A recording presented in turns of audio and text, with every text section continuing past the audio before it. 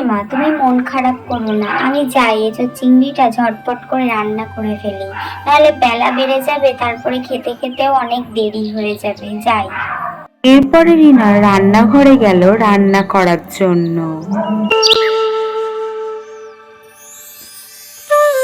বৃদ্ধা মহিলা বিকাল বেলায় গ্রামের রাস্তায় একটু ঘুরতে বেরোয়।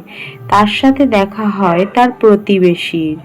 কি গো মাধুরী দেবী, আজ হঠাৎ গ্রামের রাস্তায় তুমি কি মনে করে এলে এদিকে?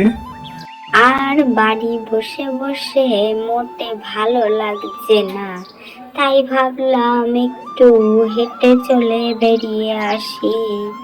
তা তুমি ভালো কাজ করেছো, বাড়ি বসে বসে আর কতই বা ভালো লাগে মানুষের। ওই জন্যই তো রাস্তার দিকে একটু ঘুরতে এলাম।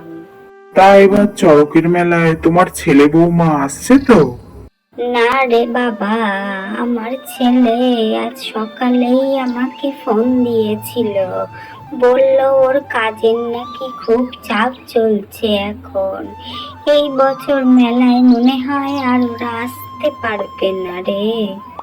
ওরা তো বেশ অনেক দিন হয়ে গেল এদিকে আসে না। তা তোমরা কিভাবে সংসার চালাও? টাকা টাকা পাঠায় তো তোমাদের ঠিক মতন?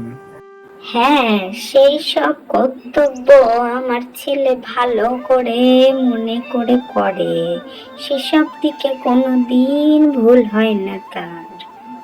তা ভালো কথা, সেসব দিকে যদি ভুল না হয় তাহলে তো খুবই ভালো। তা আমি আসলাম, আমার ওইদিকে একটা কাজ আছে। হ্যাঁ বাবা, আয় তাহলে।